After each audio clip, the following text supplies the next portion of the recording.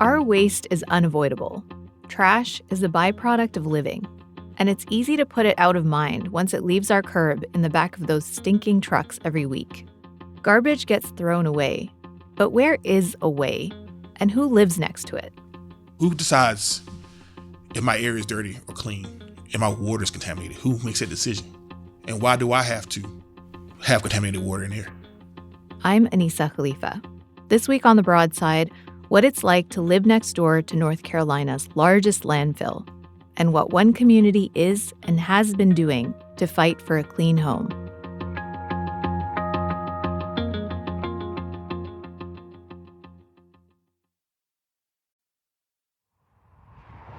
You can see with the old mailboxes where there used to be homes. I'm standing on a narrow street in eastern North Carolina. It's right next to a busy highway that divides rural Sampson County. As the cars rush by, Taryn Ratley points out something subtle on the side of the road. Mailboxes without homes. The old mailboxes where there were existing properties, and when the road come through, they just bought them out, destroy them so they can put their thoroughfare for the trucks. This street is called Snow Hill Drive. At one point, it was a lifeline for a thriving Black neighborhood called Snow Hill in the town of Roseboro. The mailboxes Taryn points out are echoes of that community. Nowadays, no mail trucks stop at these empty boxes. Instead, a steady stream of garbage trucks rolls through.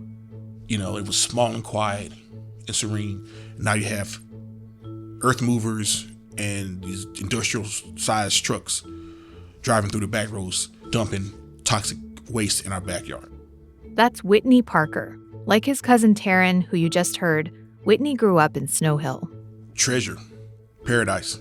We could run and play in streams, pick wild berries, didn't have a care in the world. Whitney and Taryn are both fourth-generation Snow Hill residents. The community still exists today, but it's been upended by what lies on the other side of that busy highway. A sprawling sea of waste. They divided the neighborhood. They changed the names of our roads. We cannot go out and enjoy our property. We cannot enjoy sunshine. We used to ride our bicycles. We raised animals. We used to go fish. There was swimming. That's non-existent anymore. The Sampson County landfill is the largest in North Carolina. It brings in waste from about 40 counties across the state. How much trash is that exactly? The company that manages the landfill, GFL Environmental, recently reported bringing in more than 2 million tons in just 1 year. And keep in mind, the landfill has existed for decades. It brings forth the question of who does the county and who does government and who do the people feel deserves the burden of our trash, and how much should it cost? Cameron Oglesby is a freelance environmental journalist and oral historian. She recently wrote a piece called Waste, Race, and Place for the digital news outlet The Assembly. It's about the long history of Sampson County's landfill and its effect on the Snow Hill community.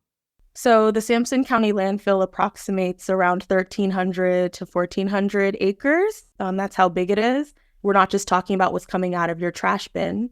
Cameron says Sampson County officials have been clear that certain items are not allowed in the landfill, like vehicles, tires, radioactive waste, white goods like appliances, untreated medical waste, highly flammable items, animal waste that is not past state or federal regulations. The list continues. But Cameron says there's no guarantee that these things are stopped at the front gate. Because the community has seen several of those things going into the landfill. Tires, for example, people have seen people throwing tires into the landfill.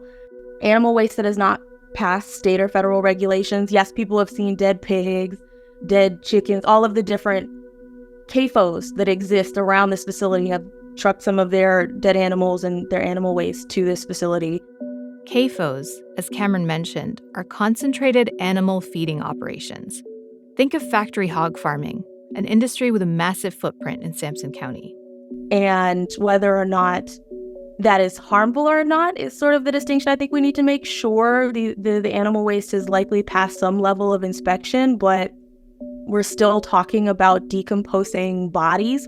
Just because it passed state inspection doesn't mean it's not causing harm.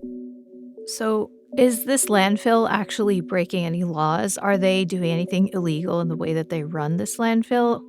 The landfill is within its permits. Regular monitoring does exist, and that indicates that the landfill is within its permits. But that doesn't mean that the law is doing the most or even doing enough. And I think that's an issue across the board. This is not unique to Snow Hill. It's not unique to this landfill. Oftentimes, permitting doesn't account for cumulative impacts. So the fact that this landfill exists right next to a bunch of hog facilities and poultry facilities and all of these other things that are compounding air pollution and water pollution on the same set of people, but these permits might not even be going far enough in their limitations on air or water pollution. No laws have been broken. But Cameron says the landfill does emit a huge amount of methane into the atmosphere. A 2021 EPA report cited Sampson County as the second largest methane emitter among landfills nationwide. Taryn Ratley says the smell of all that methane and all that waste invades their homes. You have flies and vultures. The smell changes every hour and every day. We're just almost like prisoners in our homes. Can you explain the costs, just like in terms of the extra things that you have to do in order to live somewhat semi-comfortably in this kind of environment that you wouldn't have to if you lived in a clean environment? It's very expensive. You have to buy air fresheners. You have to pay someone to clean, power wash your home. The smell gets in your home and you cannot get it out. It's in your walls. It's tragic. I wear masks in my home. Even pre-COVID, before COVID, I was wearing masks just to be able to sleep because of the smell. For people like Taryn and Whitney, their tainted environment has taken a toll on their physical and mental health. They've seen loved ones suffer from illnesses they feel are worsened by where they live. I do believe now, actually, after it's all said and done, a couple of my parents are gone now, that toxic dump contributed to my mom's cancer, kidney failure. And I didn't realize until after she passed, and I walked outside and saw that huge mountain. This has contributed to an anxiety in Snow Hill that's lasted for generations. An anxiety caused by a lack of health assessments and data on how specific pollutants are affecting their health. I think it's a deadly effect. I think that we all have suffered and need to be assessed for our health and concern from the pollutants from the landfill. The landfill has been in Sampson County in some form for 50 years. So what kind of ripple effects does that have on their ability to live a healthy life, physically and financially? Here's Cameron Oglesby again. We do know as a direct result of the landfill that people's property values have gone down, highlighted just in people's inability to grow and to make money in the way that their ancestors did, in the way that their parents did, and the fact that people are being placed in a very difficult position where they're like stuck. They're stuck. To leave is to leave their family and their ancestry behind, right? We're talking about legacies here that are being tarnished by this facility. It was a windy Saturday when I visited Sampson County with our producer, Charlie Shelton Ormond. We stopped across the highway from the landfill, but even there, the smell of all the waste was inescapable. And instead of trying to avoid the smell, we wanted to get closer. So Whitney Parker took us to the landfill's main entrance. This is the citizens' view, the public view. But there wasn't any trash in sight. Instead, just beyond the gates was a big green hill blocking the horizon. Is it behind that hill? Oh, it's enormous. This is just the fascia. This is just the passerby view. Whitney told us if we look on the other side of the hill, it's a different picture. So I can take you to an alternate entrance, and you'll see how enormous it is. Coming up, Charlie and I see the mountain of trash for ourselves and find out why it came to Sampson County in the first place.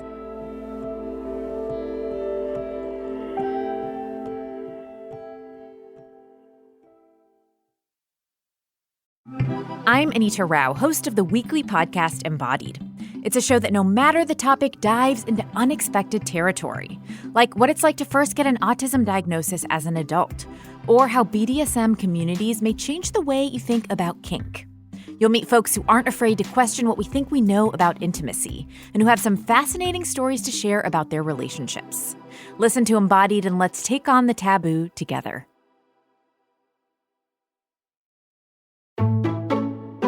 Listener support is so vital to WUNC. Trusted news, in-depth conversations, and podcasts like The Broadside. It's all possible because of you. We're in our spring fund drive right now. If you can, please contribute to support WUNC today. As an added bonus, our spring floral-themed thank you gifts are gorgeous. Check out those designs and make your donation at WUNC.org or click the donate link in this episode's show notes. Thank you so much.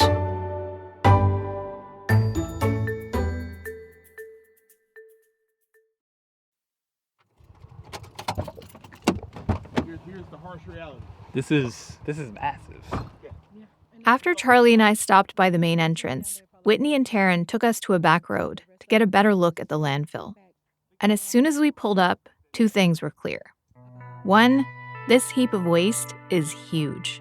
And two, the smell is intense, even on a windy day. As residents, this is what we have to go by every day. Constant reminder. There was also a sign for GFL Environmental at the gate, the Canadian-based company that manages the landfill. Its logo is lime green, with 3 leaves sprouting out of the L. It was a quiet Saturday morning, but there were a few industrial-sized dump trucks at the base of the site. That's not an average dump truck. They use those in coal mines. Yeah, there's a coal mine dump truck. You see how small, how massive that hill looks compared to that. From where we stood, they looked like small toy trucks compared to the landfill. It's a gigantic hill. Much of it is covered by a green tarp.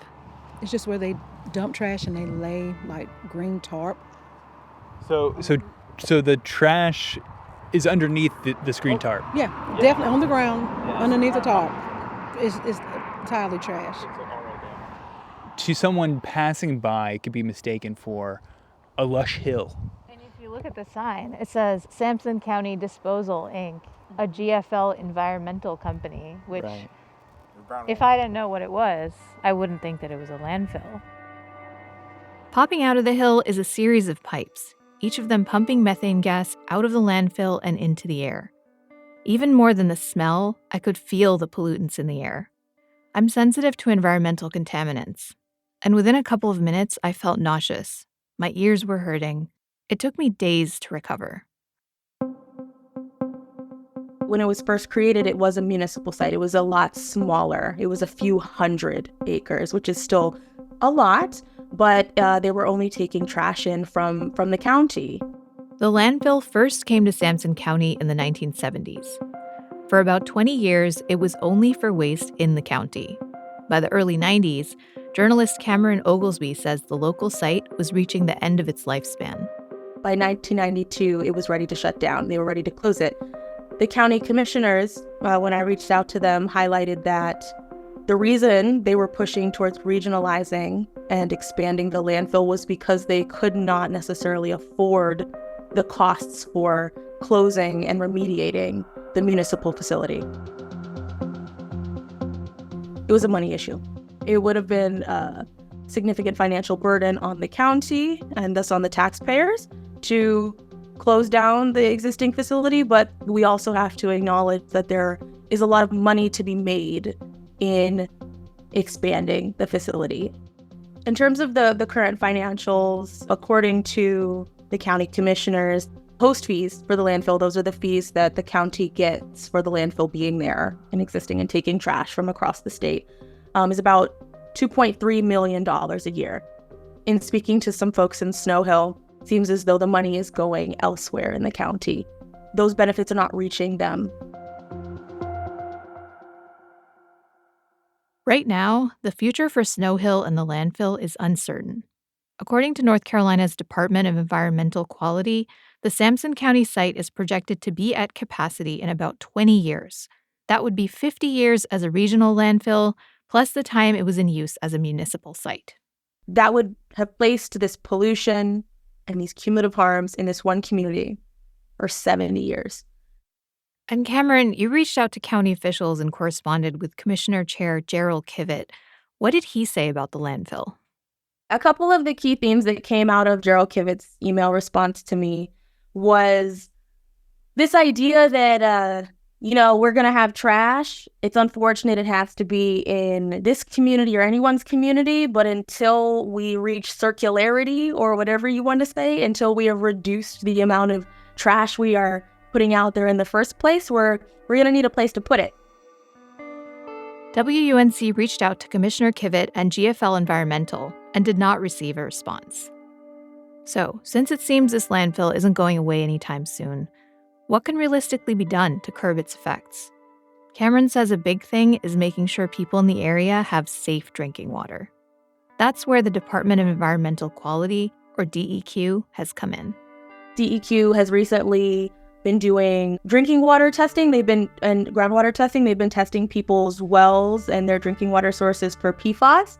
PFAS is what's considered a forever chemical, a toxic, inorganic substance that takes a long time to naturally break down. DEQ has found high levels of it in several private wells around the landfill. A spokesperson for the department told WUNC they're working with residents to provide safe drinking water. But DEQ has not attributed a source for the PFAS in the water.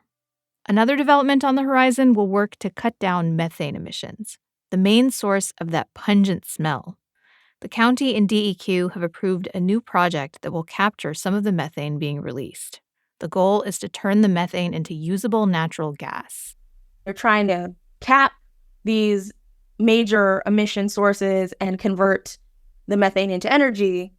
It's been lauded by the county as a great opportunity for the community as a way to reduce emissions, but for many residents feels like an opportunity for the county and for these facilities to continue to make money on a landfill that people want closed. It's all greenwashing, making the concept look like it's helping the community, helping situation, and it's really for profit. As an organizer in Snow Hill, Whitney says the ultimate goal is to have the landfill closed. It's a task that at times can feel insurmountable, like trying to roll a boulder up a mountain with little results. In this case, though, it's a mountain of trash. Community-wise, people are tired. But to keep going, Whitney says you also have to count the small wins along the way. Since Cameron Oglesby's article came out in the Assembly, people in Snow Hill have heard from other communities across the country who are living in similar circumstances. They've offered Whitney and Taryn advice on how to test for contaminants in their animals, their water, and more. It's a good feeling to know that someone's listening. Snow Hill might not look like it once did. Those mailboxes on Snow Hill Drive may never have another home. But people like Taryn and Whitney are working to ensure their community doesn't stay isolated and has a future. Someone worked for us to have a community, somewhere to thrive, somewhere to call home, somewhere to call a community. I look at someone taking my home away from me, and I'm not going to let that happen.